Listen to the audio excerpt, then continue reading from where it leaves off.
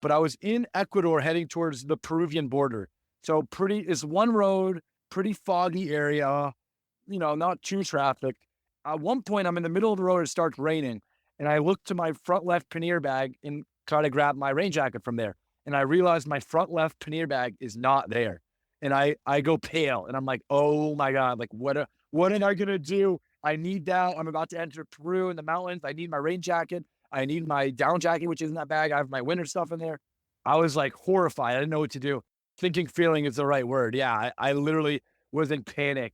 But pretty quick, by the afternoon, I was biking and I had reset my mind. I was like, hey, I don't really have a choice. You could sit here and feel sorry for yourself, or you just got to keep moving forward and figure it out, because those are your only options. Like if you don't keep moving forward, what do you do? Just stop and feel sorry for yourself?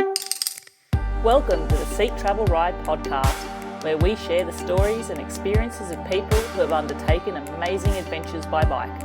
Whether it's crossing state borders, mountain ranges, countries or continents, we want to share that spirit of adventuring on two wheels with our listeners.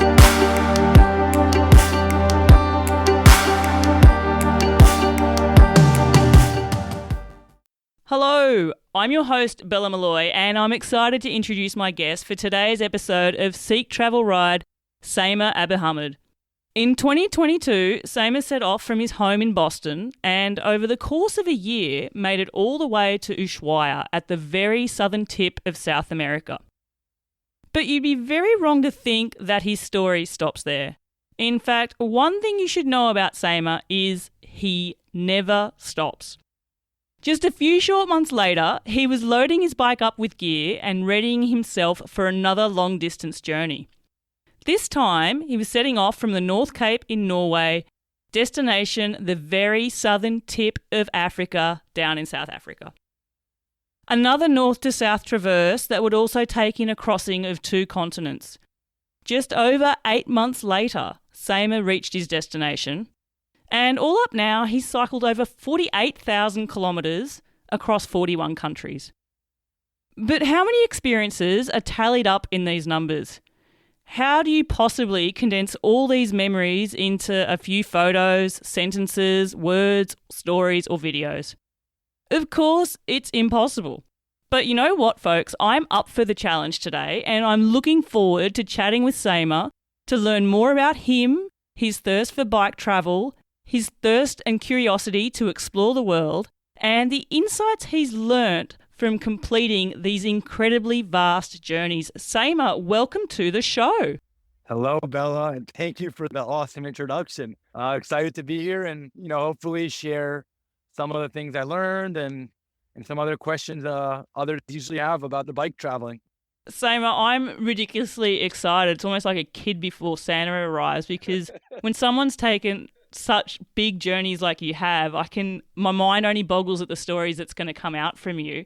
But Samer, the first question I have for you, and it's one I start my show with and ask all of my guests, is, Samer, do you remember the very first bike you ever rode? I don't remember the exact first one, but I remember the first one I got in middle school. That was like a BMX bike, and it had little pegs on the back. And I mostly just used it to ride around town with my friends, and a friend could ride on the back on the pegs. And so basically middle school adventures around town was my first bike. But my first real bike in quotation marks, I would say, was the gravel bike I used on my travels. That was the first bike I purchased, with my own money, and since middle school, basically. So yeah, but I've come a long way from the BMX bike, I'd say. And it wasn't like I was doing tricks or anything. But yeah, I got my feet pedaling then. Something that I've learnt about, just like in your backstory as well, Samer, when I was researching for you before I press record for the show, is I've found in being the host of this show that people who've done long distance journeys fall into two categories. Ones who don't really ride bikes at all before the journey and possibly won't when the journey finishes, and those who really love riding bikes. And something I've sort of learnt about you is I think you probably fall more into the second category. And I don't know how much riding you were doing before you set off, but it seems like riding bikes is something you really enjoy as well. Yeah, for sure. I think I fall in the second category, but I would say I was a very late bloomer. So I didn't get that first bike of mine and start biking until COVID, around 2020. So, but I've gone all in all the way right now. Yeah, I mean, that comes from a lot of reasons, whether it's in my daily life now or when I'm on the road. But I think the bike really serves so many purposes, it's a way to travel, it's a way to commute, it's a way to exercise.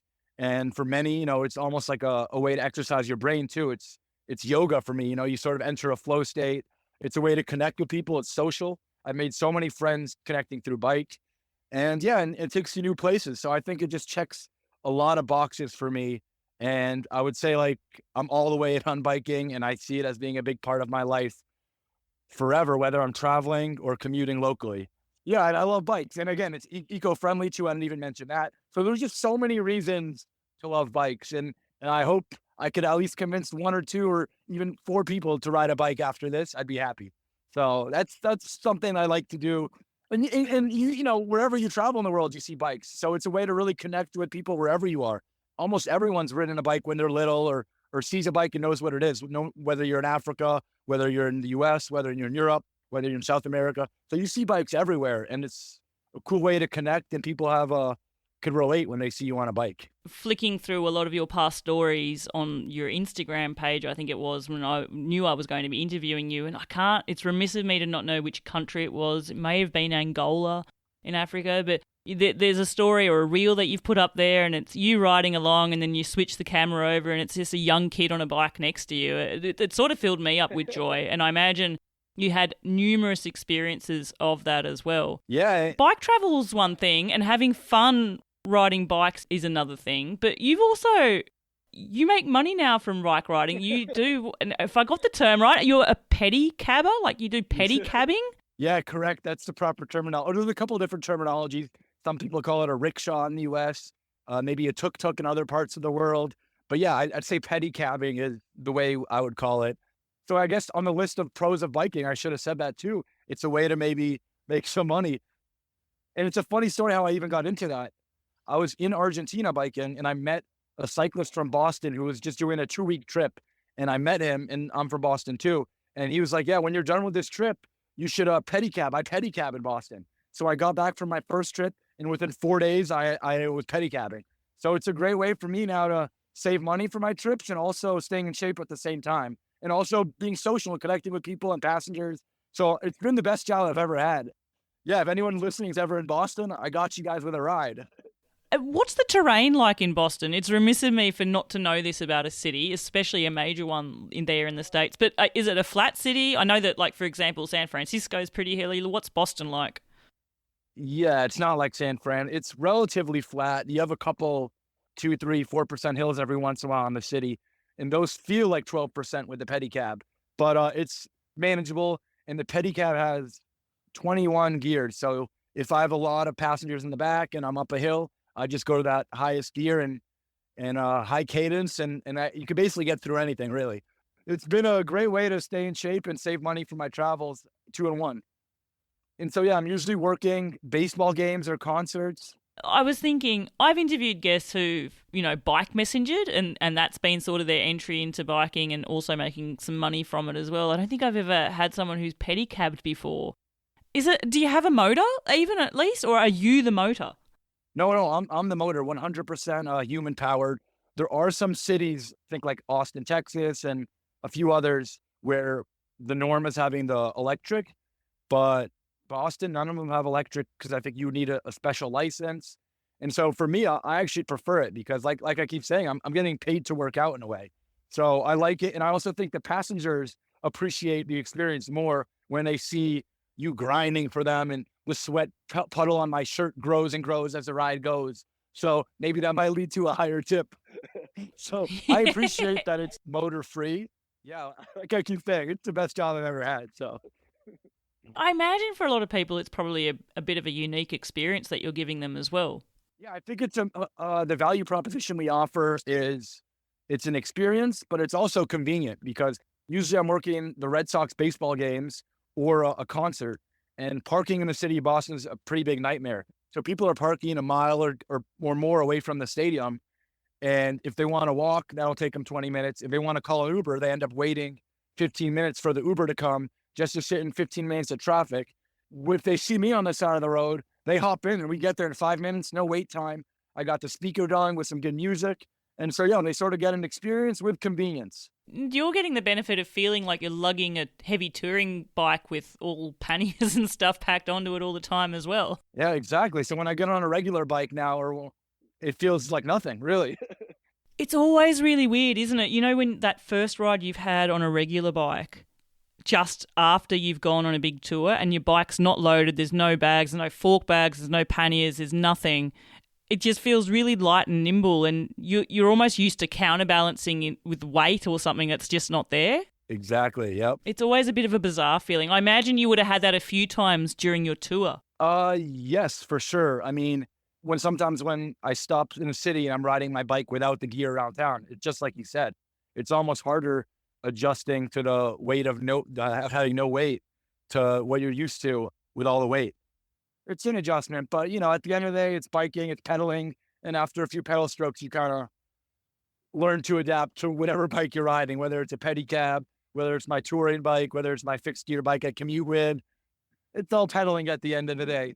Yeah, you're right. There's like a mindset that we switch into where we sort of realise what we need to be doing. And I think of it where I live here, I'm surrounded by mountains, and you can really put yourself off with the idea when you go up to do a climb thinking, I'm not going to get to the top for 2 hours, or you just go into a different mindset. Almost like you said at the start, it's like a flow state. And instead of feeling like you're suffering, you're sort of enjoying the moment as well. I want to transport you back a few years though, Samer, because this world tour of yours, I will call it that. When I look at what you've done, it's absolutely incredible. Clearly, just hearing you speak, you're so passionate about bike travel and biking and, biking for fitness and stuff like that as well. But it was really a few years ago that you sort of really fell into the love of sport of riding bikes again, wasn't it? Yeah, correct. It started in 2020 to live in New York City and work a corporate job. I used to go to maybe some spin classes every once in a while. I was playing on a soccer team a couple of days a week. So I was more into soccer growing up. That was my main sport. And then when COVID happened, I moved back to my family home in Boston. I was working remote, and my dad is a big biker. And so he's like, yo, you're trying to get out of the house. I have my old bike here. You have no excuse not to come ride with me. So I remember the first time riding, I was embarrassed to wear like the tight gear. I was wearing baggy shorts, and I went with my dad, and I was like, oh, this is actually awesome. And so I started doing that over the course of the summer. And then in August 4th, there was a big explosion in Lebanon, which is my parents' home country, where I'm originally from. And I wasn't happy with work and the remote work situation. And I was looking to change up life, really. And I was falling in love with biking at the time. All that was kind of the perfect storm. And so I moved to Lebanon to do nonprofit work. And there I connected with other bikers here. And I was able to discover basically Lebanon by bike. And that was my first foray into biking and bike travel on a small scale. Because Lebanon's a really small country. I think I told you earlier, but it's 3 Lebanons is the size of Massachusetts, my home state. So you could really discover the whole country by bike. And I fell in love with biking as a way to travel there. Even though I wasn't doing overnighters, I was on a road bike and doing day trips. But my trips started getting longer and longer. And then when I was in Lebanon, I took a 1-week break to France. I rented a bike in Paris, and I rode from Paris to the Mont Ventoux in the south of France. And I rented the bike. I bought like the cheapest tent at Decathlon, and I was a total rookie, total newbie. But by the end of that trip, I was sold. I was like, this is awesome. It just was amazing and a very liberating feeling, and like nothing I had really experienced before, like being able to go from place to place 100% by your own body, by yourself. Every decision I make was for me. I was traveling alone. And so it was really liberating. And that's when I fell in love with bike travel. And so after that trip, I read a book by Alistair Humphreys. Forget what they're called. There's 2 of them.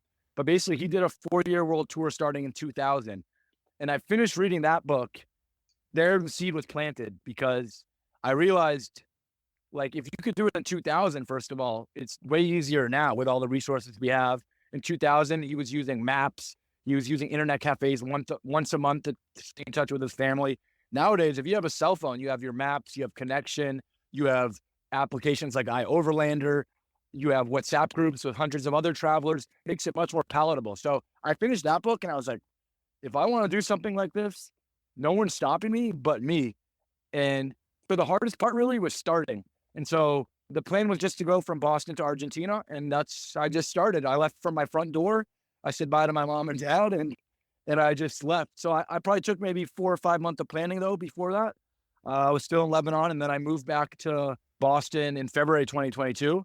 I had a month and a half to kind of tie up loose ends, say bye to my family, say bye to friends, kind of prepare some gear. I didn't even go on a test ride with my gear. And then I just left in April 2022. And I guess I haven't looked back. That's kind of how it all started. I was a really late bloomer. I didn't bike much till I was 26. I would rent the blue bikes when I was in New York, like the rental bikes to commute every once in a while. But that was basically the extent of it. So yeah, I think biking came in at a time in my life where, a lot of us during COVID were kind of reevaluating what we want to do. And biking came into my life there, and I just fell in love. And yeah, I haven't looked back really. It's so true on so many levels what you were saying there. I love the idea that you fell in love with this mode of travel in France, because to some degree it's very similar to me. I've moved from Australia to live here. I loved it here, and I almost feel like it's almost like one of the best beginner countries for someone to start a bike touring journey, because it just feels like it's so easy for it. The Frenchies love seeing you on the road. There's amazing boulangeries everywhere. There's places to refuel quite easily. Yeah. Got a plethora of different routes there, different terrain from what you want. Do you want big mountains? Do you want canals? Do you want rivers? Amazing cities. But from that 7 days and then reading Alistair's book to all of a sudden, like the way you say it makes logical sense. I can understand how you moved in that direction, but still Boston down to Ushuaia's. Samer, that's a freaking long journey. Well, I guess there's one other thing worth mentioning is, I'm fortunate to have grown up in a family that loves traveling. I was lucky enough to travel a lot with my family growing up. I've been to a bunch of places in Europe. I'd been to South America a couple of times, grew up coming to Lebanon, so I have parts of the Middle East. So I've always had a love for traveling, and I've always had a love for sports, mostly soccer, but, all sports in the U.S. I grew up playing. And so I feel like this bike travel is like the perfect intersection of both those things, because you're really traveling and you're doing sport in a way, and you're seeing everything in between. So you're traveling to places typical tourists skip over. And so I really fell in love with how authentic bike traveling was, as opposed to maybe the traveling I was doing with my parents. We're a family of 6, so it's hard for us to backpack and do stuff like that. We would stay at hotels and do more typical tourism. So I fell in love with the element that bike travel brings, is you really see places that normal tourists don't go and interact with locals in a way, again, that normal tourists, I'm saying quotation marks, don't experience, I think. And where in France are you? I'm in the Pyrenees. Oh gosh, cycling heaven, really. If you like mountains. Yeah, for sure. I crossed them in this past trip, but I ask my guests often, and I'll probably ask you at some stage during the show, like, do you ever have those moments you can remember where it was almost like pinch me, where you're like, am I here? And I've been here in France now 3 years, and I still legitimately every ride, even if it's just the shopping commute to the supermarket or something, I still have those pinch me moments when I look at the mountains here. And I mean, this morning I did the shopping commute. I don't have a car here. I've been car free for 3 years, which has been awesome. Oh, respect. I hear you. Well, just generally speaking on the pinch me moments, you're right. They happen all the time, but I would say they happen most on the hardest roads. Usually you suffer the most, but there's always a reward at the top. So whether it's a mountain or a hard gravel road, usually the hardest roads leads to the most beautiful places. Definitely lots of pinch me moments, too many to count. But yeah, they happen often for sure. And I can imagine you have lots in that area of France. But you know what? I was going to go there later in the podcast, but it's just natural to go there now. I know there's so many to choose, and you can't choose them all. But what are just a couple that come to mind for you? You've taken some vast journeys through so many places. You probably have pinch me moments multiple times a day, and you've definitely been on hard roads. Where are those pinch me moments for you? What ones come first to the memory? I mean, I could rattle off a few if I quickly think in chronological order. I remember, so I left in Boston and I headed west toward Los Angeles, the West Coast. So the first pinch me moment, I think, was in the Rockies when I did my first mountain pass, Loveland Pass, and I crossed that in April. So the snow hadn't fully melted. So I found myself pushing through snow for probably a couple of miles.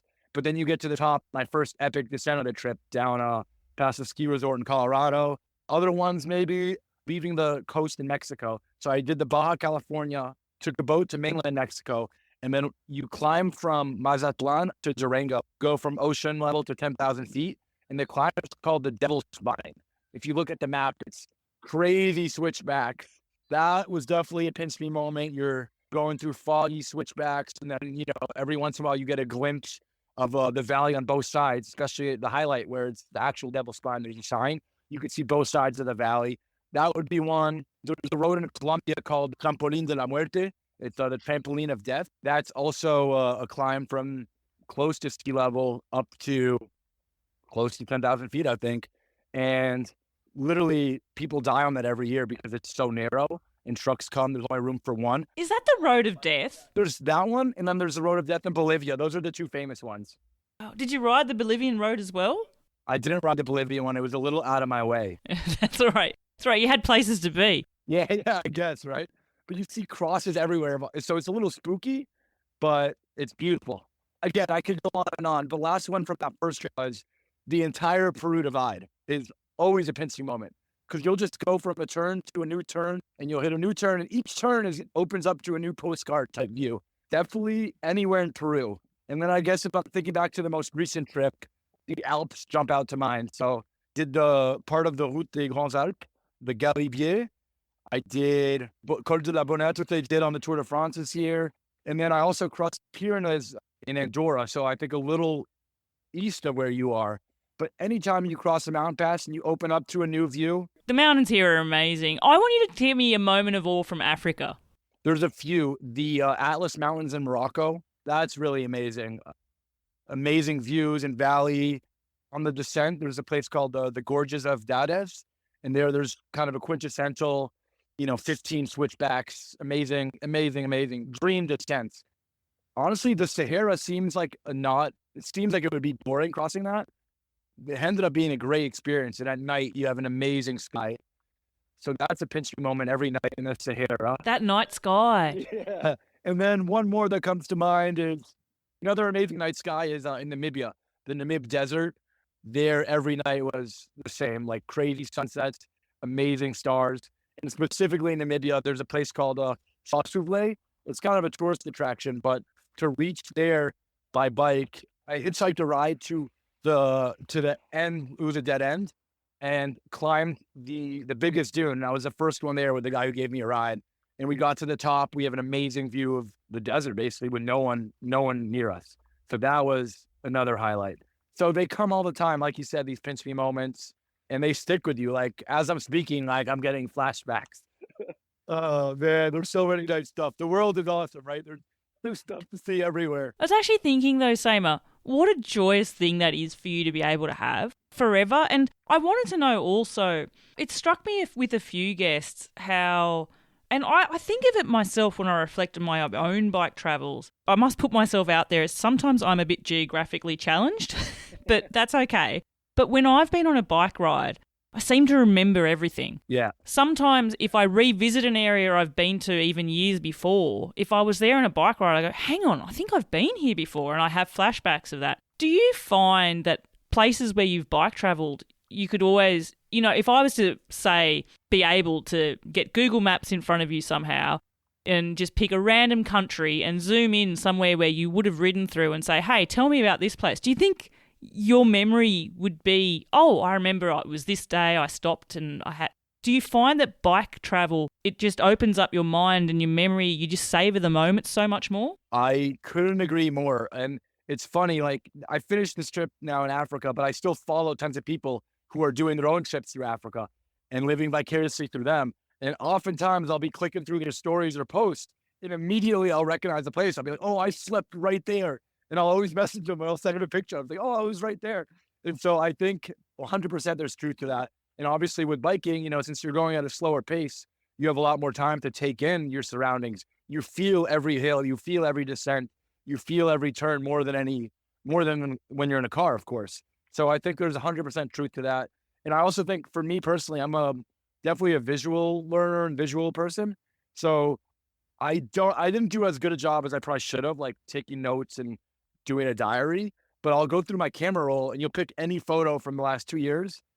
And without any context, I could probably tell you where it is, where I slept that night and stuff like that. So I think there's definitely truth to that for sure. I could relate. The old adage of picture tells 1,000 words. It's so true. My passion is photography, and every now and then my phone will throw up a random photo from years and years and years ago. I can tell you exactly where that was, and if it was a sunset, where I was standing and what I felt at the time. There's something to be said about just being in the moment through that as well. And if imagery is what takes you there, more power to it than the written word for sure. Yep. I try to take lots of pictures. That is sort of my diary in a way. But I think I do have one more trip planned that maybe we could get to later. But I'm going to try to make a better effort to write stuff down, because there is stuff that pictures won't always capture. I meet so many people and I kind of forget names all the time, which is too bad, because so many of these people helped me along the way. Writing names down or writing maybe even more how I was feeling, stuff like that could be helpful down the line, 40 years from now when I'm maybe want to look back and read some stuff. Or if I eventually want to write a book or something, I think I could do a better job on this upcoming trip. But for now, yes, lots and lots of pictures, lots and lots of space on my iCloud to keep those pictures. I want to take you back to planning the first long distance journey. And for someone like you, Samer, perhaps this feels like you've been on one sort of continuous long journey with sort of mini breaks and pauses, right? But if I was to take you back to the idea that you had that started in Lebanon, the idea to, okay, I'm going to go from Boston all the way to the tip of Argentina. You said it, took you 3 or 4 months to sort of plan stuff together. How much planning did you actually do? Was it planning in terms of what gear did you need to get together to do the trip? Was it planning in terms of logistics and where you might actually go? Did you map out an actual route that you were going to take? Like, what sort of planning were you doing before you actually set off from home? Yeah, good question. Most of it was gear and just like nerding out over gear and what bags I wanted and where to put what on my bike. Not much of it was planned like a route. I never did a route, and even I tried starting it a couple times, and then it just got overwhelming because it's like how could you really plan a route that long to start?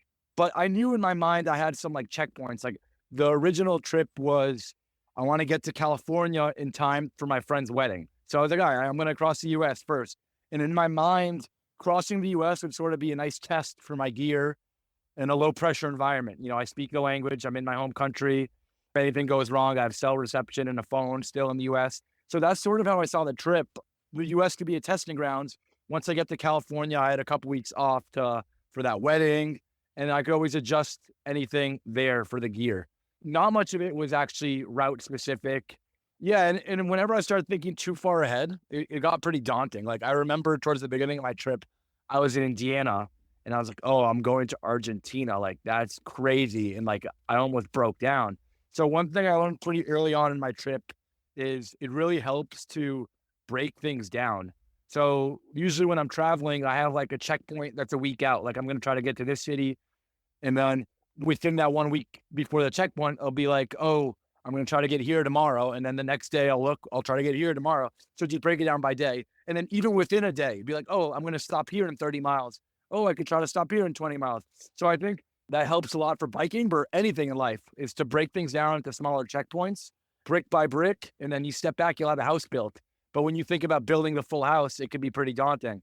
So that's something I learned pretty early on that really helped a lot to stay motivated and to, to keep the trip realistic in my mind, less daunting, really. Like a journey that big could easily be overwhelming. You were talking about moments where if you look too far ahead, you'd nearly break down.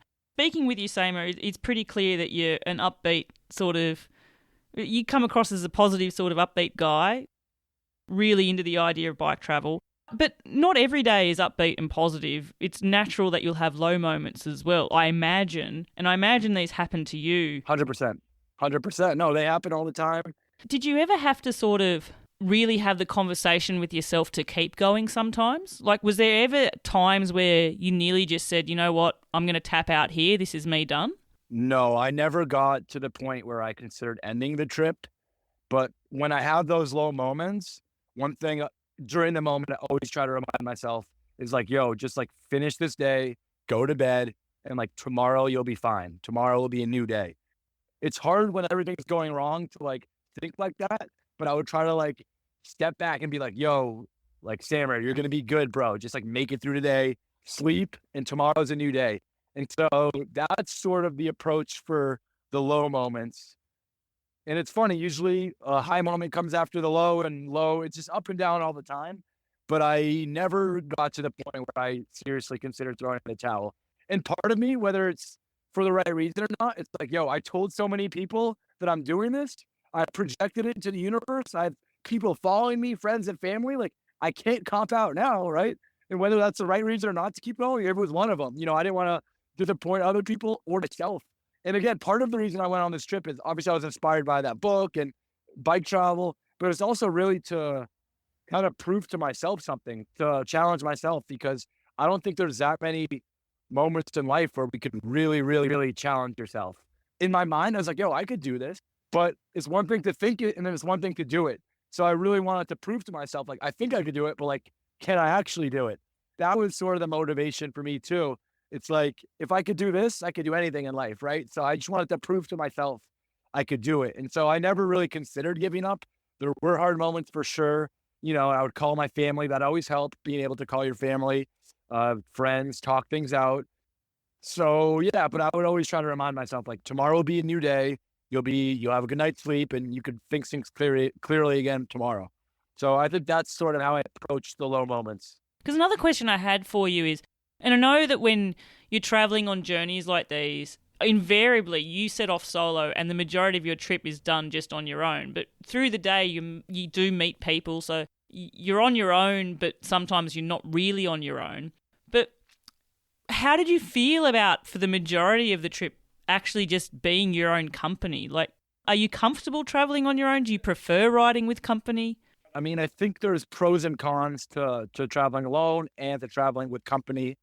I think, I just kind of started the trip alone because it's just hard to find other people who want to do such a trip, right? So I just started and I didn't really meet anyone until I started biking and maybe in Mexico, I started meeting other people, or maybe in California, I met my first other travelers, but they were going different ways. So it wasn't necessarily by choice. I just was biking alone. And so you get used to it, you get into your routine, you find out what works for you, and you kind of become set in your ways. I think it's good because you're free in the sense that every decision you make, you're making for yourself. So it gives you sort of flexibility to just do what's best for you all the time. So that's definitely the pro. Like, obviously, traveling with someone else, it's awesome to share moments with people and share beautiful things. Because sometimes I'm alone and I'm like, wow, this is epic. Like, I wish I could share this with this person or show these people. Pictures don't always do it justice. Like, so there's moments and times where you're like, wow, I wish I could share this with someone. But I also think it's tough once you're so set in your ways to also ride with someone, because it needs to be a physical match, it needs to be a personality match, and it needs to be same direction and plan match. So I didn't end up riding with anyone until I met a Dutch fellow in the south of Ecuador, or south of Colombia, and we rode a week together into Ecuador. We split up because he was going to do a little more visiting in a town. I biked alone again another week. I met a French guy, a really strong, young French cyclist. We hit it off and biked together another 10 days. And then he wanted to do a different route. I did this route. So we split up and it kind of kept going like that. I re-met the Dutch guy when he caught up with me after I took a break for Christmas. So no, I mean, I enjoy sharing experiences with people, but it's like, if it's not going to benefit both of us, it could end up being more headache for both of us. Because, I've had times where I met a cyclist in Spain, and he really wanted to ride with me. But after an hour, I realized pretty quick, like, it wasn't going to work. So it used to be a good match, but I think there could definitely be enhanced to bike with people. I think it's important, or it's essential, to be able to be comfortable with yourself on a trip like this, because yeah, you're out there by yourself. So if you want to get things done and you're by yourself, you just have to do it.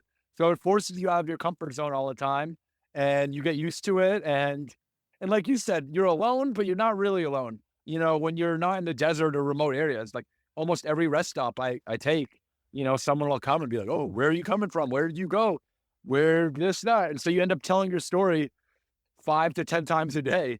which is awesome. But by the 10th, sometimes you're also tired and you don't want to.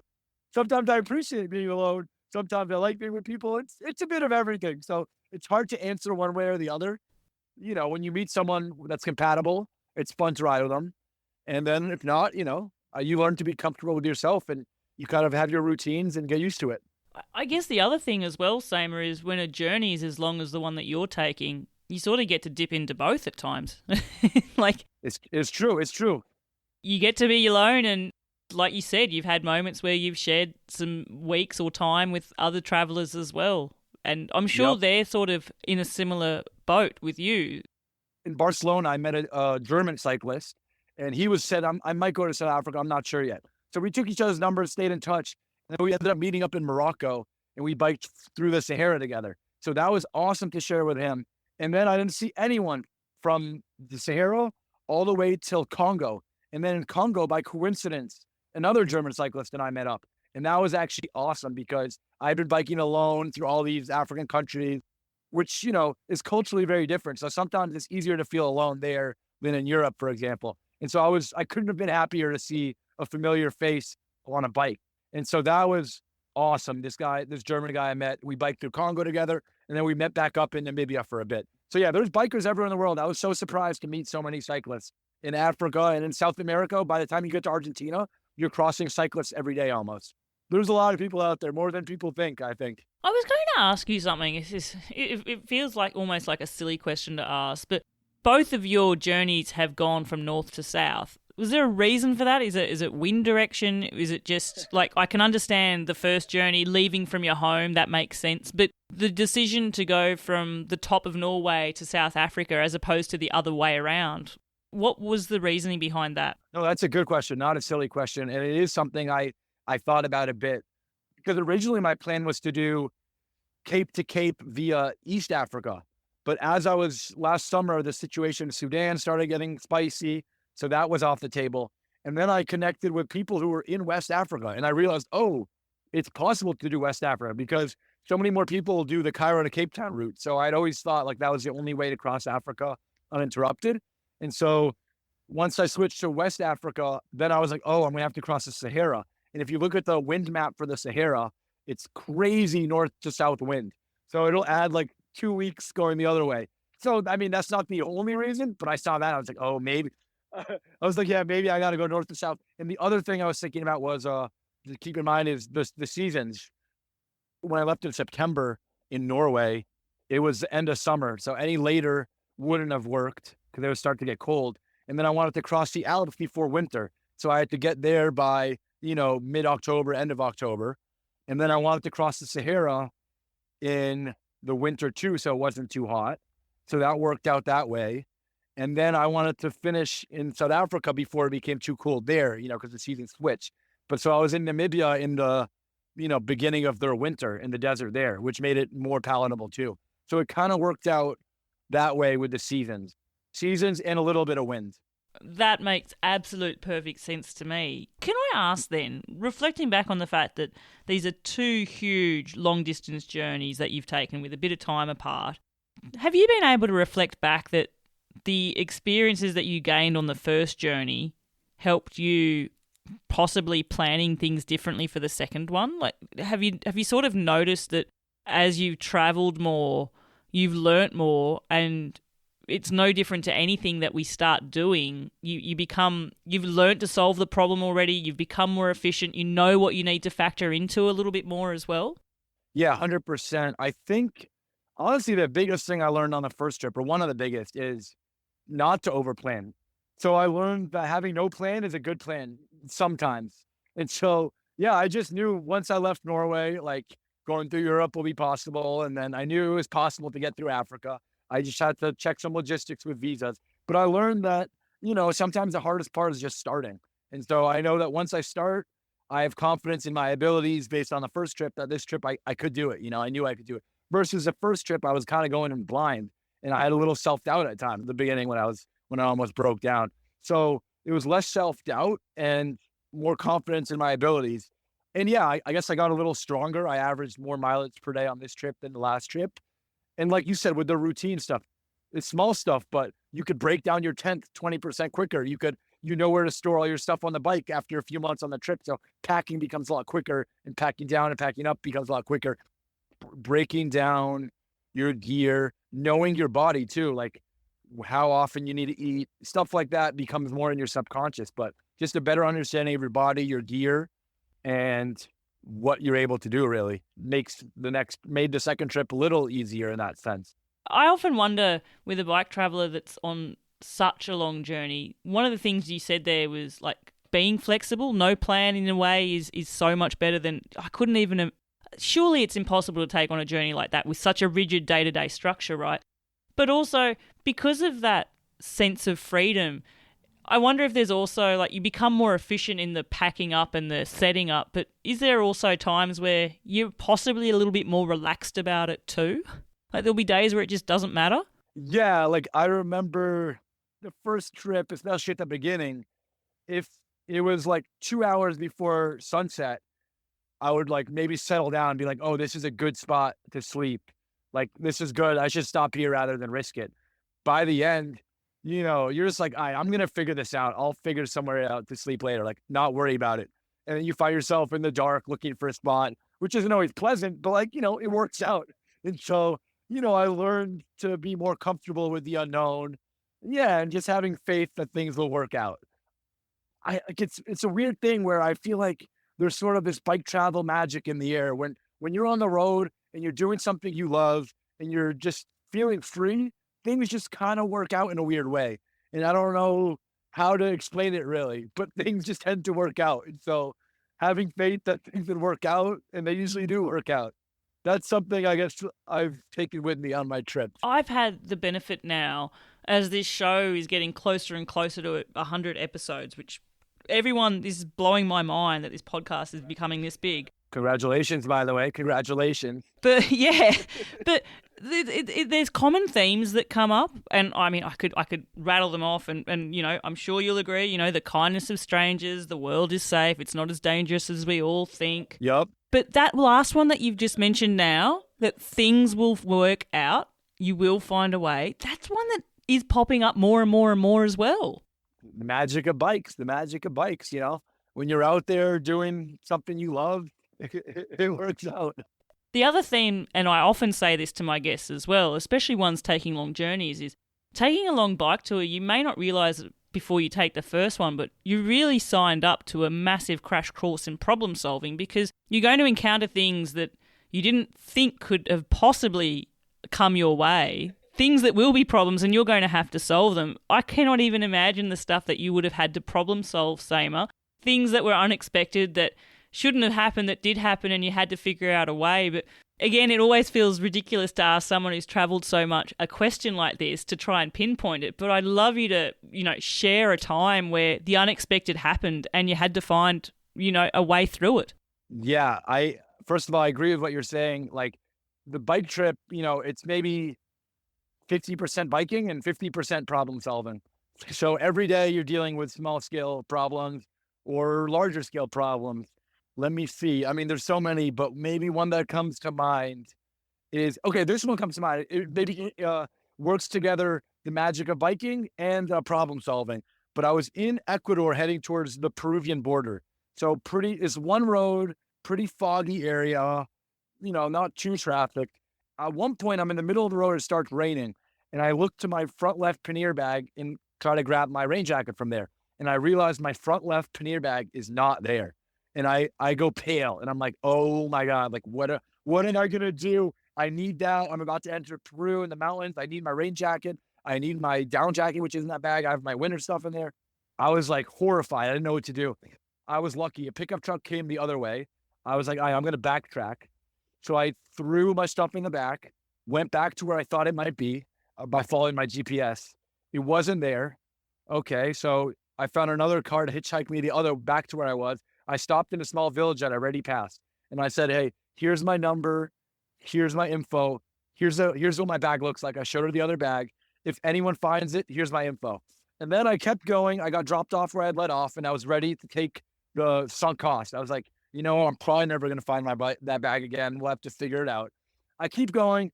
I stop on the side of the road and start waving cars down, and I'm giving out my info to people. Like, hey, if you see this bag, let me know. I do this to one, two cars. The second car comes, he's like, yo, I'm from the area. I know everyone. He puts me on Facebook Live, and I start explaining the situation. I'm showing my bag. And that was the end of it. And again, I didn't think anything of it. And I was super bummed. I kept biking. I got to the next town. I bought like a cheap rain poncho that they use on motorcycles. And I was ready to just keep going the next day with the lost bag. And that night at 10 o'clock, my phone rings. And some guy's like, yo, like, I have your bag. I'm in the village where you gave the number to the lady. I saw your video on Facebook Live. Like, come get the bag tomorrow. And so, yeah, the next morning I took a bus back again, got my bag, and then I was back on the road that afternoon. It's crazy that that worked out, honestly. Yeah. I don't know how, but you just try anything. You're desperate to get your stuff back. And then somehow it worked out, really. I couldn't imagine that sinking feeling in the pit of your stomach when you realised that it was gone in the first place. Oh, man. Thinking feeling is the right word. Yeah, I literally was in panic. But pretty quick, by the afternoon, I was biking and I had reset my mind. I was like, hey, I don't really have a choice. You could sit here and feel sorry for yourself, or you just got to keep moving forward and figure it out, because those are your only options. Like, if you don't keep moving forward, what do? Just stop and feel sorry for yourself? So like, by that night, I had accepted that I lost the bag. And right when I had accepted it, I had that call that it's still alive. So yeah, that's crazy how it worked out like that. And a similar thing happened with my bag in Guinea, actually. If you want a second one, I was on a really bumpy road. So it's like a paved road, but potholed. So trucks are going really slow because they need to go around all these potholes. So all morning I'm going zigzagging back and forth with the truck. I'm passing him on the downhills. He's passing me. I'm going ahead of him. And at some point I lost him and was way ahead of him. And then I'm stopped for a coffee. And an hour later he comes by and he's dangling my front pannier bag from the window. And he just throws it to me and keeps going. So I hadn't even realized I lost it. And this guy brought it to me. So when I realized, I got it back. Like, so it's luck, bike magic, whatever you want to call it. But I've gotten really lucky, really, really lucky on these trips. You know that bumpy road you were describing and how it was a sealed pothole road? I have a theory that they are far worse to ride on than a dirt road with bumps in it is. I feel like sometimes on those sealed, bumpy, potholed, and they've patched the potholes up and it's still corrugated anyway, the amount of times I've wished that it was just a dirt road instead. Yes, I agree, because at least with the dirt road, you could get in a rhythm. With those potholes, you're stopping and going and stopping and going, stopping and going. I completely agree. It's a nightmare. So, and that day in Guinea still sticks out of my mind. Now that, we're talking about memories, it all comes back to me. That day was like one of the worst days in West Africa, because it was one of those roads you described, where you just can't get into momentum. So when you're trying to calculate how long it might take you to get to the next town, you end up doubling it. But, you didn't expect that in the morning when you left on pavement. So, yeah. But like I said earlier, like, you don't really have a choice. You can feel sorry for yourself or...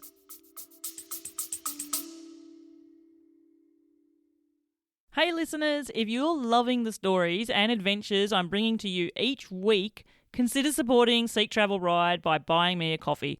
Your donation helps me keep the show going strong and bringing you even more inspiring content from our guests.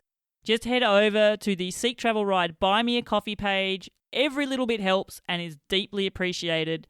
Plus, it's a great way to show your love for Seek Travel Ride. I've included a link in the show notes. Thanks so much for being part of our community and for your support. Okay, now back to the show. Or you keep going, yeah.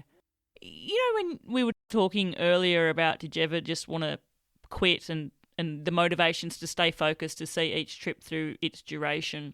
And you've also mentioned how the moments of awe seem to happen in the hardest moments. Like they're the moments that you always remember more starkly.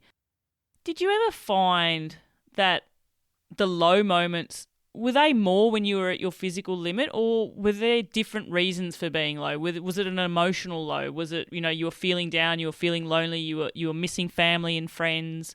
Did you find that there was always a similar theme to the highs and the lows? That's a good question. I think for me, I'm sure it's both at times, but I think for me, it's when you have expectations in your head for something, and the expectations are a lot lower than what you thought. So when you're like, oh, I have a smooth road with no climbing tomorrow, I'm going to crush it. I'm going to make big distance. I'm going to try to get to this town. And then you wake up and you have crazy headwind against you. And then it ends up being really low. Or, like this will be a great gravel road. Like someone told me to do it. And then you get on it. It's a lot worse than you thought. I think it helps to not set expectations because then you don't get crushed when they're lower. But those are really when the low moments come, I think. But yeah, I'm trying to think.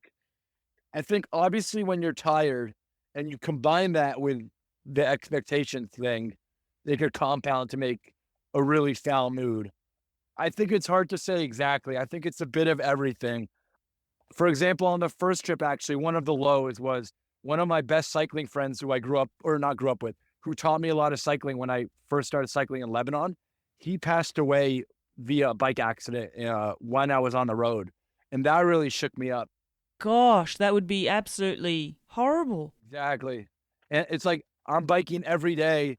This guy just went on a ride and it just didn't seem fair. So that, obviously when stuff like that happens, it affects you no matter what the mood or the road or the conditions. But so it's a bit of both, when stuff back home goes wrong, that affects you no matter what. And then conditions, wind, bad roads, all that can make things can go south pretty quick too. It's a bit of everything. Yeah, sometimes it's definitely also, like you said, strong winds when you're expecting an easy day. Actually, something I did notice, how you were talking about when you were planning from Norway to South Africa and, the seasons were sort of factored in mind there. Something that came up was when you were going through, I think was it in Baja in California, and you were there in the desert in incredibly searing heat. Yes, that was actually miserable.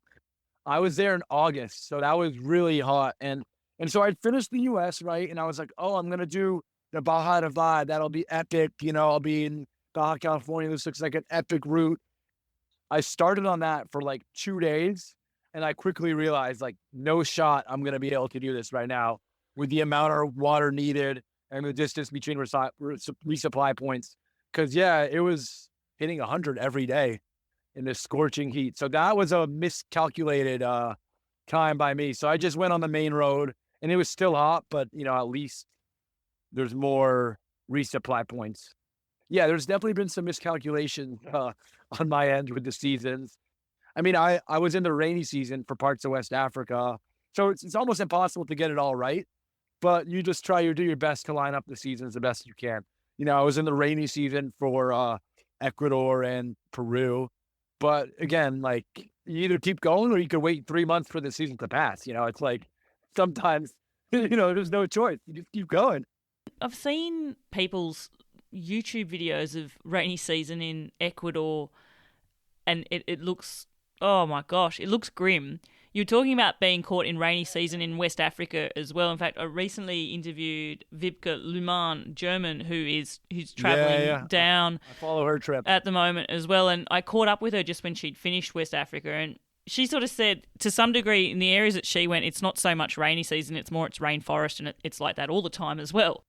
But when you sort of think of the conditions and then what it does to the roads, is there one country which sticks out as being the absolute worst of them all in wet season? Well, at least like when I was in Peru and South America and it was rainy season, at least the rain was sort of consistent. Like I knew around 2 or 3 in the afternoon it would explode. So the workaround is you wake up early to get a full day biking in, and then you're in your shelter or somewhere rainproof by the rainy season. So that was okay. But the worst rains I had, I mean, a bit of everywhere. Let me think though. The worst roads in general, rain aside, was Guinea. We were talking about those potholed roads earlier. Yeah. But rain and mud. Yeah, nothing comes to mind. I guess the coldest I got on this most recent trip was on the shoulder season between fall and winter in the Alps. And there they are caught in a couple of rainstorms. Yeah, in the mountains. Anything can happen in the mountains so quick. So you get a descent and it starts raining and you just have to keep going because if you stop, you'll be even colder, right? Yeah, and that damp, wet cold, that really gets through you as well. Yeah, bone crushing. Like, ooh, even thinking about it puts goosebumps on my neck. Yeah, because is that sort of like, I guess, the difference with rainy season in places like Guinea or in West Africa? Is it that it's warm, so it's not so much that you're freezing when it's raining there? Yep, that's definitely part of it. And yeah, it's almost more predictable. Like it would come the rain usually in the afternoons during those seasons. So like when there was a random rain cloud that popped up in the Alps, it's like, oh man, I'm here in the middle of the mountain. I can't really turn now. I can't go up. Yep. That's the mountains. The mountains bring their own weather systems, don't they? But the severity Exactly. and the speed at which the weather just turns, and all of a sudden a biblical rainstorm just seems to appear in minutes. Yeah, and I guess another thing with the mountains too is, you're climbing the mountain and you have rain, but you're like, I'm feeling good. Your body's staying hot from all the climbing, right? And then when you get to the top, you stop, you get cold, and then you're going down with the descent, and you're already wet. So it puts you in tough spots sometimes because you feel invincible on the way up, whether it's rain or even snow sometimes, because your body's heated from all the effort. But yeah, when you get to the top, it could be a whole different story, like you said. So it's definitely something to consider when you're traveling in the mountains, when to summit, when not to. Sometimes it's better to call it early and wake up early to do a summit. Or, sometimes you have a nice window in the afternoon and you push through so that you don't have to deal with it in the morning if it rains. Yeah, the mountains are a whole different beast. Kind of like we said earlier, though, I feel like the best memories, the best pinch me moments usually come in those mountains, and in those tough moments are the ones you remember for sure. Well, I want to take you to mountains where you were saying you felt like you had pinch me moments around every corner, and that's on the Peru Divide, because that would be a place where the Uh-huh. scenery is delivering turn after turn. Obviously, it's obviously going to be a place where you're going to be at your limit because you're at ridiculous levels of elevation. So you're riding at altitude, and Hmm. Hmm. there's only a certain level of acclimatizing to that elevation. You're going to be at your limits and out of breath most times. But also, I want to know what it was like just being in that environment day in, day out, because it's also a place where you're not going to be really hot there, I imagine, at that elevation. Like you're going to be experiencing probably some of the lowest temperatures of the trip. Would I be right in thinking that, Samer?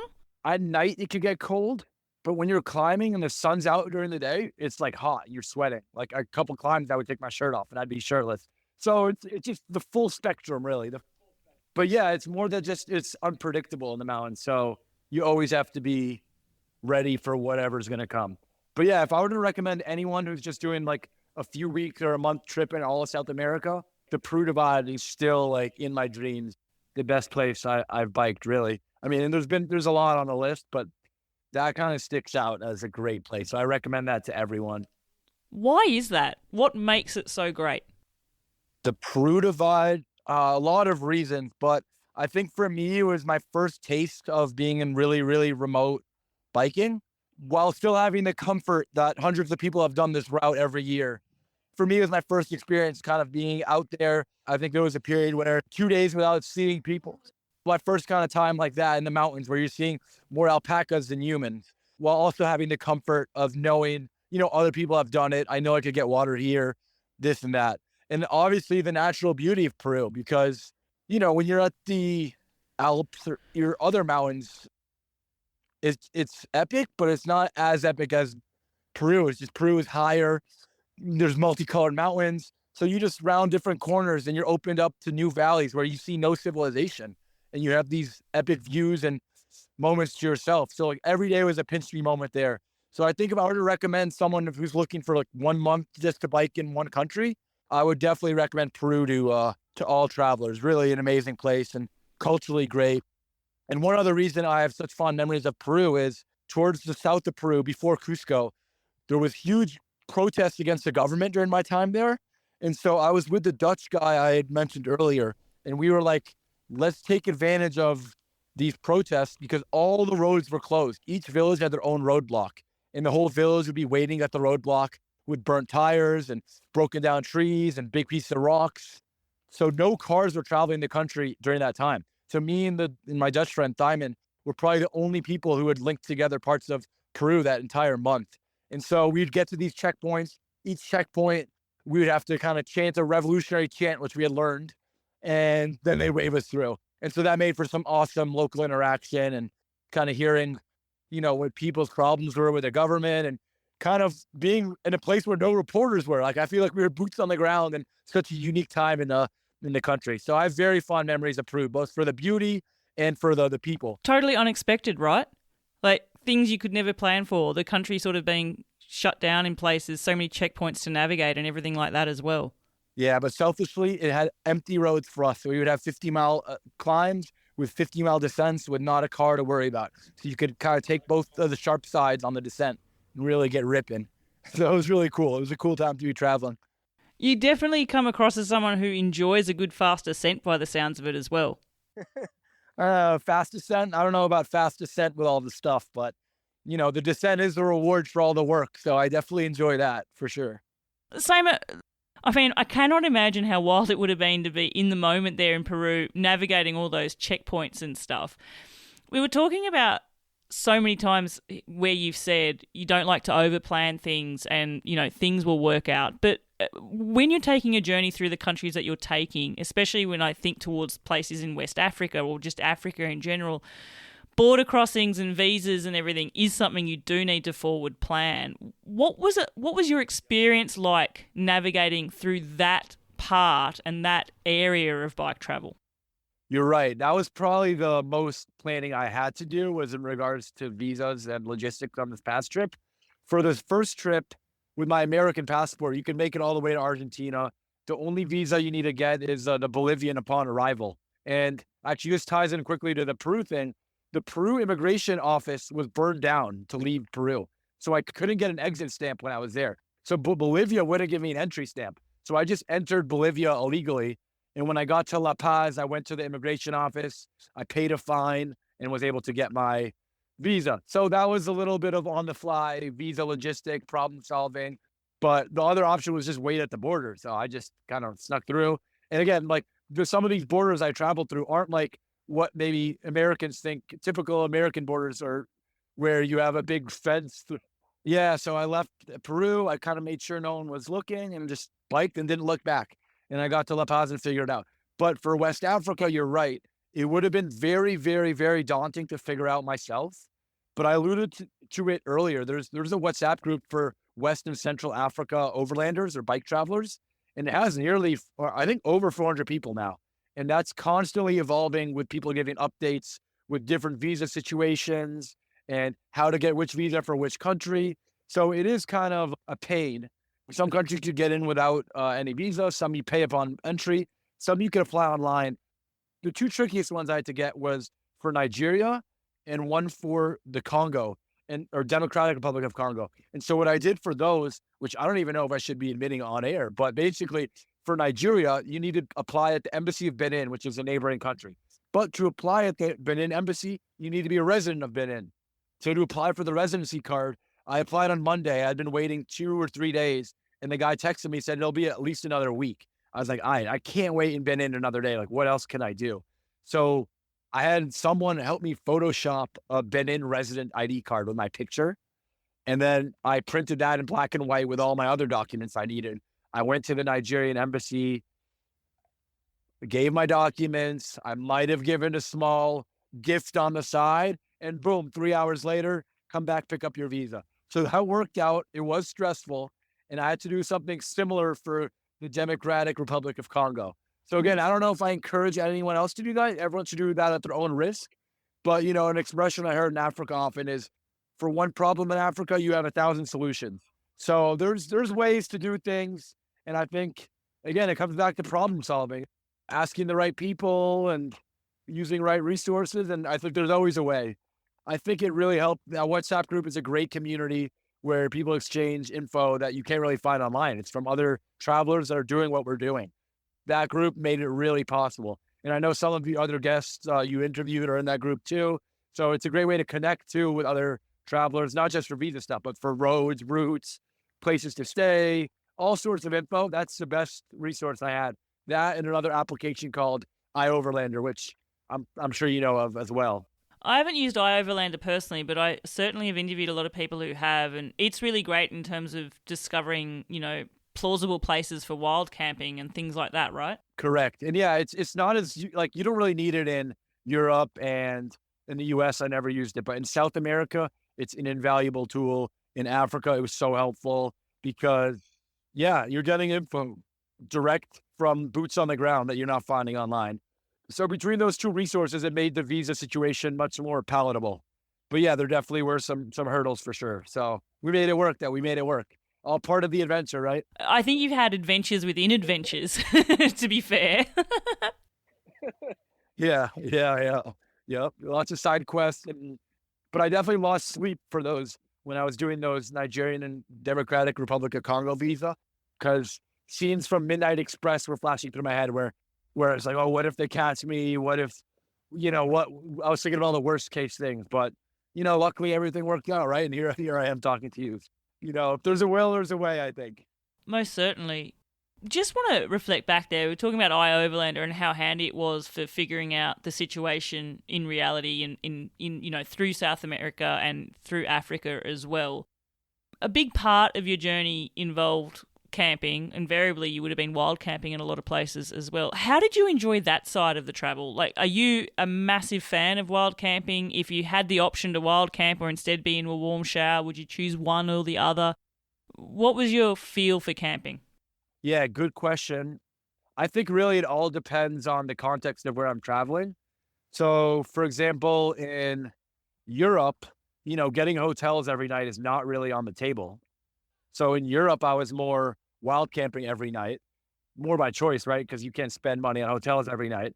I usually lurk in a public park late when no one's there and leave early. And so that was sort of my style. I'd be like rogue urban wild camping. So I could have access to water. I could do groceries right before, then go right to my wild camp spot. I'd find some place on the outskirts of town, like a park, a soccer field, maybe even a cemetery every once in a while. That was sort of the style for Europe. South America, wild camping in most places is a dream. You could do that anywhere with the nature. And iOverlander helps a lot finding cool spots. For West Africa, it was just so hot. So I'll probably say from Senegal all the way until Angola, maybe. I probably got a hotel maybe 50% of the time, maybe. And spending $5 to $10 on a hotel. So it's manageable. Everyone's budget's different, but that was within my budget. That was nice in that sense to avoid the heat. At least have a fan, some had AC, and it saves you some setup time at night and some cleanup time in the morning. So it really depends. But when you're in the nature, you're in epic places. Yeah, the goal is always to find like a cool spot to camp and wake up to a sunrise. It depends where I was. And then in the US and in Europe, I also utilize warm showers a good amount, which again, I'm sure you know of, but a great community for cyclists. A lot of kind strangers help along the way there. It's a little bit of mixing and matching between hotels, camping, staying with people's house, camping in people's yards oftentimes, and even in Europe, sometimes it's getting late. There's nowhere to really camp. You start asking a local. And when you ask a local, you secretly hope when you're asking them where a good spot to camp is, that they're going to invite you to their home or to their yard. That's always the goal. And so 50% of the time when you ask, usually without asking, they invite you, usually. Once you explain your story and where you're coming from and all that. And then usually when I got to a big city, if I couldn't find a host, I would maybe get a hotel for a night or two to really reset once you're in a big city. It all depends on the weather and the prices of the budget of hotels and stuff like that. I will have nothing against, a cheap hotel when I can. Definitely. You know how you were saying there were many times you'd ask someone where to camp and invariably 50% of the time they'd just say, come to my house. I feel part of that's such a gift as well. Not only have you got, somewhere to stay, which is a real gift, but also, you get to make a connection with someone or their family for an evening, and there's shared memories from both sides there as well. But I always say I can't have an episode of the podcast without talking about food, and my mind always goes towards often the food that, sheer strangers are willing to roll out for you. Samer, I want you to share a food story with me, and I don't want it to be from like a roadside stall or something. I want it to be like an experience that blew your mind, the hospitality of a stranger. They've invited you to their home. What are they feeding you? I mean, there's a lot, the full spectrum. For speaking just generally, real quick, I'll give a shout out to Mexico for the best in economic food, awesome food. In terms of hospitality, honestly, some of my best ones were at the beginning of my trip. I remember my second ever warm showers experience was an older couple in New York, and their kids were out of the house, so they were so happy to have someone to discuss. So I showed up late that night, and they had a full feast for me: pasta bolognese, garlic bread, salad, dessert, and then the next morning they made me cold cuts and sent me off with like a box of cookies. So that was like with my first experience was like, damn, people are willing to help. Really, people are awesome. So that one quickly came to my mind. There's been a lot. I mean, in the Sahara, I remember I was at a roadside stand, and I know you said no roadside stories, but a stranger didn't even say hi to me or bye. I went to pay, and the guy pointed to the guy's car who was leaving, like, that guy paid for you already. It's oftentimes when you least expect it, you get hooked up, really. And also, I guess we're talking about the Sahara, and this is another roadside one, but trucks all the time in the Sahara would stop, pull over, like stop their ride, pull over, wait for me 100 yards ahead. And when I come, they're waiting for me with like a basket of oranges and water and chips. Sometimes, I don't even have room on my bike to take what they're giving me. Like they're giving me big, large pineapples. And it's like, I don't even know where to put this, but it's rude to say, rude to say no. It happens all the time, and there's nothing to do but roll with it. So I'd find a way to strap the pineapple on my handlebars or something like that. Can I just have a shout out to all the other guests that I've interviewed that given me stories of, invariably it's always been through like Central Asia or Iran or Turkey or something like that. And, people are handing them, handfuls of cucumbers or melons. Like that's a big theme as well. Or watermelon I was giving them on. So I had to say no there. Yeah, well, it's sort of like being handed a shot put, isn't it? It's like, I really love that you're giving me this. And invariably my guests are like about to climb a mammoth hill and then you're handed like a lead weight. Yeah, exactly. But it's beautiful too. I also love something in that sense is like they're giving you what they have. I sort of think, and that's where you see the beauty of bike travel is pushing you into different cultures because it's a window to their world. If I was in Australia on a cycle tour and someone was to kindly stop their car and hand me something, it's most likely going to be a big bottle of water or something, which is great. I'm not going to knock that back by any measure.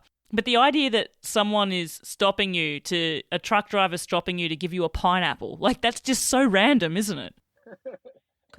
No, right? And it's fresh though, right from the jungle. Or this was in Ivory Coast. They got the pineapple. Yeah, I'll take the trade-off. Whether I can carry it or not, I'll take it all day.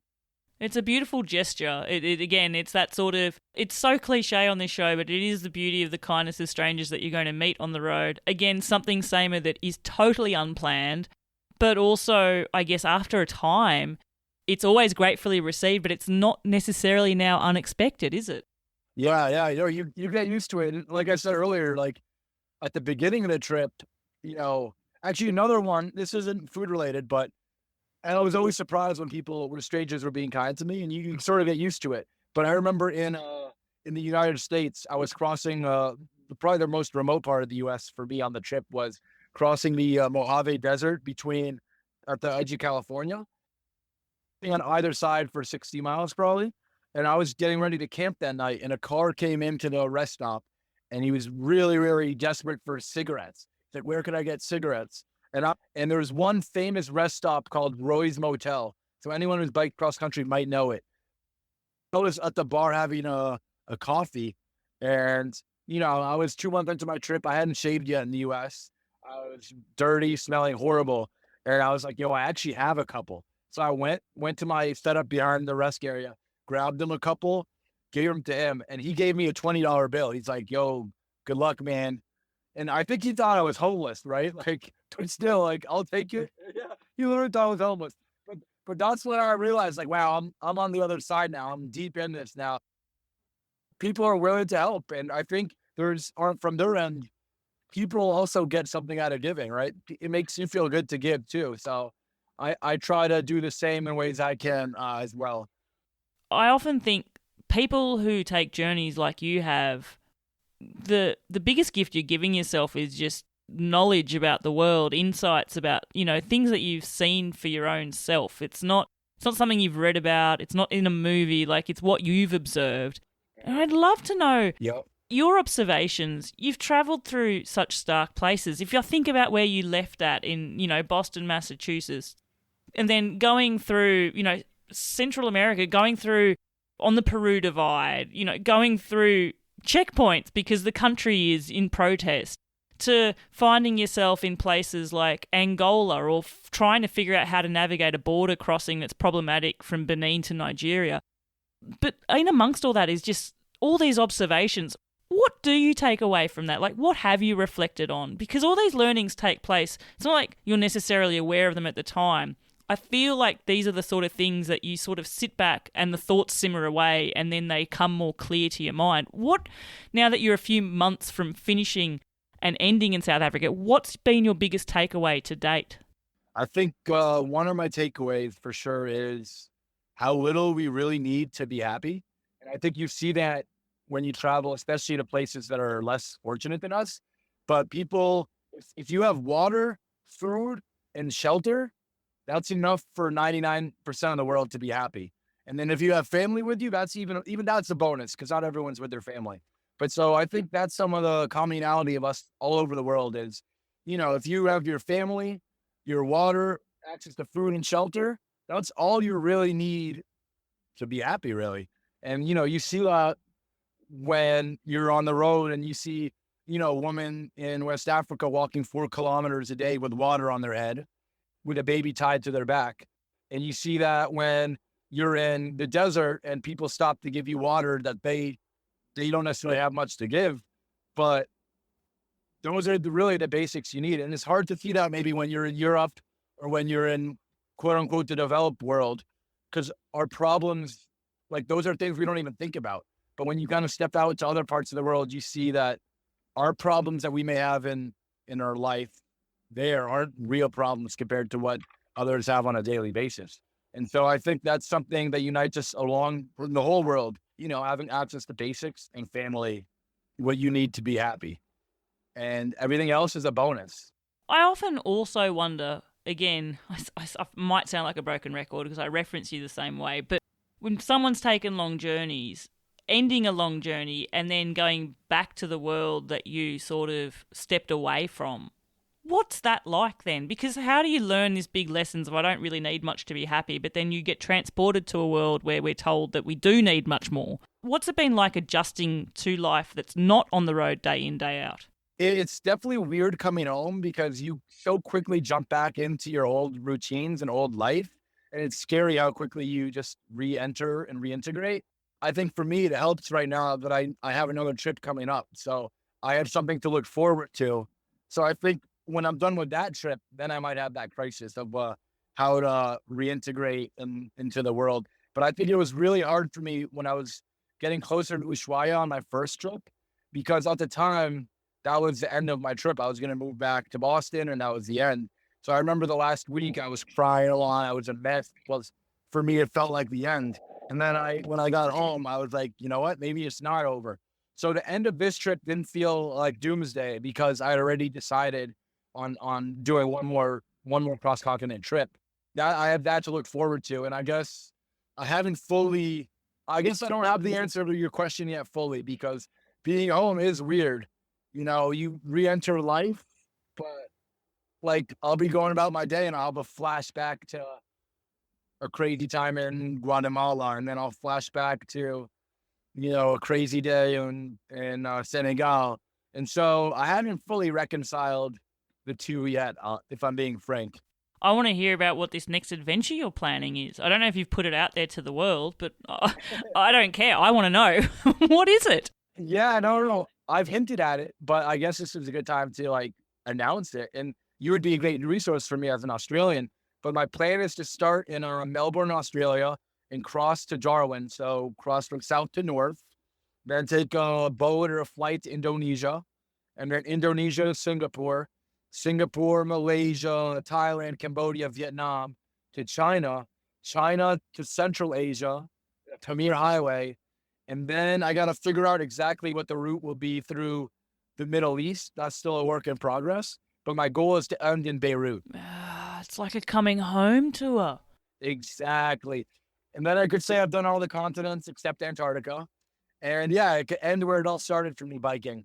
So I'm sort of planning all that now. Yeah. So I got another year, another year. Yeah, I'm in the planning phase with the logistics, thinking of the seasons too, because I'm thinking I'm going to start in October in Australia. So I need to hustle through Australia, or else I'll be stuck in the outback in the dead of summer. So that's something in the back of my head. And then I'll just, like this past trip, figuring out some of the logistics. So I'm in the process of getting my Chinese visa while I'm here in Lebanon, at the embassy here. It's easier than doing it in the US. And then I think that's a big hurdle. But after that, the Middle East, I'll have to figure out. I might need to use my Lebanese passport for some countries like Iran and Afghanistan. Again, I'm still in the preliminary planning for that stuff. And like I said earlier, sometimes it's easier not to have a rigid plan. So just starting and then the rest, and trusting that the rest will work itself out on the road. I think what's so beautiful about all of this is it seemingly all started with just a 1-week cycle tour through France. Look where it's going now. It kind of did. And one more thing about that trip actually is that trip ended at the Mont Ventoux in France. And on this past trip, I made a point to detour and climb it again at the Mont Ventoux. So that place also holds a special place in my heart for my bike adventures. And there's 3 different routes to climb to the top. So I need to find a time to climb the third way up. Ah, lovely. There is a challenge to climb all 3 in a single day. This is true. All right, maybe I'll meet you there for the challenge. Yep. Yeah, maybe we'll try and virtual handshake and find a way to make it happen. Although, if you're looking for incredible climbs, one that's easy for me to make happen is I live very, very close to the Col de Tourmalet. Oh, nice. It's on my bucket list. There you go. There you go. Future date in mind. But I guess a quick thing, you said it all started with the 7-day trip in France. But one thing I tell people when they ask me, what are my takeaways, generally speaking, and of the trip is just in life is to just try lots of things, because you don't know when you might discover a passion. And I know we talked about it earlier. I wasn't biking until I was 26, and I was just lucky to have tried it and fell in love. And so once you try something, you never know where it'll lead. And then also the next hardest part is just starting the trip. It's easy to make all the plans and do everything, but to actually start it, quitting your job, telling your friends, and actually leaving is the hardest part.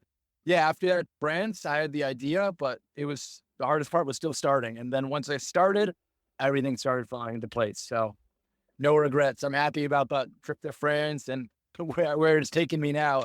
Yeah, it's going to take you right around the world. I mean, you've done the distance that would fully cover you for going around the world. And my mind boggles at just the changes you would see north to south. And now what you get to look forward to coming up as well. The question I like to ask people, especially when they've taken such long journeys, is to take me to just one day of your trip. It can be any country, anywhere. It can be a great day. It can be a hard, challenging day. It can be a day where nothing happens. It could be a day where everything happened.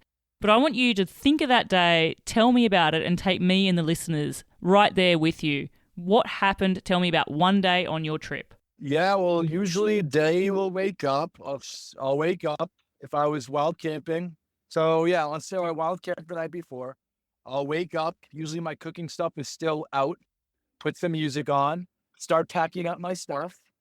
And then the day just starts. Maybe 40 minutes after you wake up. And then usually I'll bike. Whatever's quicker, an hour and a half or 20 miles. And usually that's just my natural stop. And there you're filling up water, snack, conversation with a local. And then it's like that. I'd probably stop every hour at the end of the day. I think I averaged about 6.5 hours of riding time on this past trip per day. And that was about 75 miles also. So yeah, I'll probably end up stopping every 15, 20 miles. So 4 or 5 breaks. Usually an hour or two before sunset, I start looking at my map. I start looking at iOverlander. I start seeing where I'm going to land for the night. And start making a target for my where I'm going to sleep. And while looking for where I'm going to sleep, I'm also looking for my last resupply, because I have a pretty lightweight backpacking setup. So it's not like I'm carrying 4 days of food at all times like most people. I'm usually carrying 24 hours of food max. If I know I'm wild camping that night, I look where I'm going to wild camp, where I'm going to find food. And so I'll pick up the food, start lurking, find the wild camp spot, start setting up my tent, cook dinner. And then, I mean, my son's winding down, maybe answering some messages on my social media. Maybe I'll talk to my family. Maybe I'll watch a little YouTube. Maybe I'll read a book. And then, I float into sleep. And actually, one last thing I'll say, I'll also, the night before, I'm always looking the night before where I'll try to get to the next day. And obviously, the plan might change, but usually, so the next day when I wake up, I have an idea of what my day will look like. I'll look at the elevation profile. I'll look at if it's remote, if I need to have a big resupply in the morning or not. And so usually I have an idea of what my day will look like the day before. That's a rough outline, but it's not like I'm staying on my bike all day in the aero bars and just going for a physical effort. It's usually broken up pretty frequently. So on 6.5 hours of riding, it's probably like 9 hours total. But yeah, I know some travelers are fancy cooks and they carry big pots and pans, and that's a big focus of their travels. I'd say I'm a pretty limited cooking skills. So it's like ramen, eggs, oatmeal, very basic stuff. But, it works. It works. I'd say a super skill of mine is fitting 2 ramens in my 500-liter bowl of water.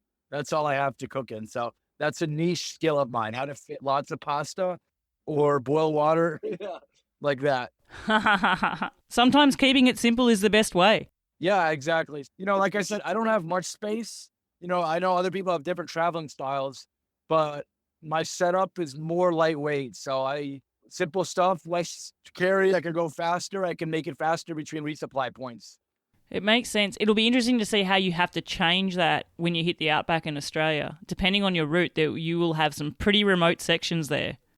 Yeah, I've checked. I know between Alice Springs and Cooper Petty, there's a couple 250 kilometer, gaps. So there on the water, yeah, I'll have to be smart about my water management and food management. But you're right. Usually I'm not going in blind to these areas. So if I know I need to carry extra stuff, I have like a foldable backpack, and that always unlocks an extra 20 liters of space if I need it. But also, you don't need to think about that just yet. You've got time on your hands. You've got a lot of time to let this next tour simmer in your mind and to visualize what it's going to be like to be back on the road, back crossing countries and continents as well. Saying that people are going to be listening to your story now and want to watch your journeys unfold. What's the best way that they can follow your future adventures? I think the best way is probably my Instagram, which is at lion.samer, Samer. And once you're on my Instagram, I have a link tree, and there you can see my Strava, which I post daily rides. Or if you're planning a trip and want to see my past routes, you could go to my Strava, and I have every single day of every trip. I haven't missed a single day. Every single kilometer of the route is on Strava. I haven't hitchhiked once. I haven't taken a bus. I haven't skipped anything except the boat rides when I've had to. So every single inch is covered on my Strava if people want to get route inspiration. I also have a link to my GPS on there. So when I'm on the road, you could see in live time, every 10 minutes, my GPS sends a signal. So all that's on my Instagram on the link tree. But yeah, at lion.samer. And I will provide a link to Samer's Instagram in the show notes for you as well. Oh gosh, Samer, I could talk to you for hours because there's so many stories that we could unravel. And I'm going to put it out there now. So putting my hand up for a future episode to come on this future adventure of yours as well. Yeah, let's definitely do it. Virtual handshake has been completed. Yeah, we'll have to do a virtual handshake on mobile too. We'll have to get that on the books one day. Yeah, and the Tourmalet, you got to compare, get some Pyrenees into the legs as well. As I wrap the show up, Samer, there's 3 questions I finish with, and I ask this of all my guests. The first one is music related, because as a guest of the show, you now get to get a song put onto the Seek Travel Ride music playlist. Listeners, It's now over 4.5 hours long. It's a very eclectic mix, but each song has been chosen by someone to describe their bike adventures. Samer, what song are you going to add to this list for you? It's hard to pick because I'll listen to a song, binge it for a month, and then go to the next one. But the first one, the freshest one in my mind from my recent trip in Africa is a song called Yamore. by Cesaria Evora. Cesaria Evora. She's from Cape Verde, which I didn't travel to, but it's an amazing song. But I'll add that one to your list. Oh my gosh, I love it. And I love having music that I've never heard before. Okay, last two questions. Samer, one day you're going to be given the choice where you can choose to ride into or up a never-ending hill climb. It's never going to be, it's relentless. There's no break in the gradient. It's full-on effort all day. Or alternatively, you could choose to ride into a never-ending headwind. Which one would you choose? Oh, the climb. Oh, actually, yeah, I think the climb for sure. The climb for sure. Without knowing too much, I'd assume the higher you get, the more beautiful it gets. But I don't know. I'm making my own assumptions there. But yeah, headwind is just head rattling, and you can listen to music with the headwind. So at least with the uphill, you throw on some beats, and you can kind of get into that flow state we talked about earlier. So I think I would choose the uphill.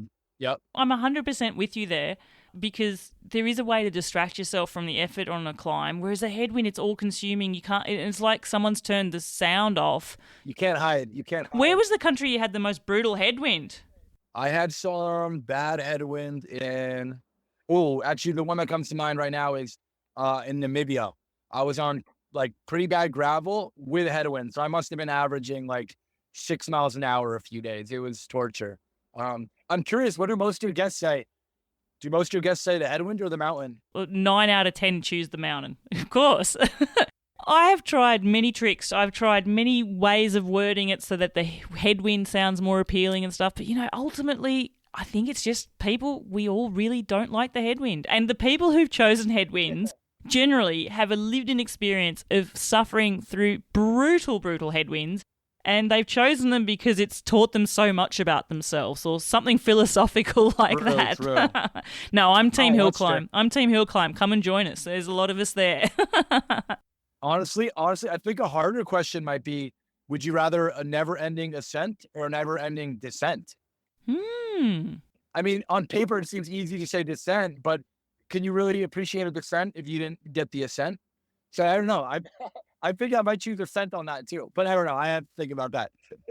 Well, I am thinking that I need to maybe start changing my questions up. I've kept them the same since day one so that every guest has had an answer, but I might add a third. I might use that later. Save it in my back pocket. I mean, the rain's got to come into play somewhere too at some stage. Okay, final question, Samer. This one will be interesting. You are told that you get to ride your bike for 4 hours one day, and you can choose whether those 4 hours are going to be spent riding a bike on your own or with the company of other people. Which one are you going to choose? Oh man, well, it depends who, right? But without knowing who, if I'm risking who I'm with, I might just be a loner. I've gotten so used to it, 4 hours alone, but without knowing who, I might just go alone. There's no shame in choosing your own. Like, each answer is legitimately fine. If you asked me that question 4 or 5 years ago, 100% of the time it would have been with other people. And I don't know what's evolved about me, but now I would probably choose on my own. I don't know what to feel about that. I'm not even going to try and think about it. But everyone chooses it for different reasons. There's no right or wrong there either. Funnily enough, though, and I will go down this tangent, a lot of people choose with other people because it's only 4 hours and they figure after that they can be on their own anyway. Oh, see, I hadn't thought about that. That's pretty good. I get your 4 hour half day with someone. Well, maybe that was through that. Well, Samer Abouhamed, it has been an absolute pleasure. I know we've only had a sprinkling of fairy dust of what your journeys have shown you.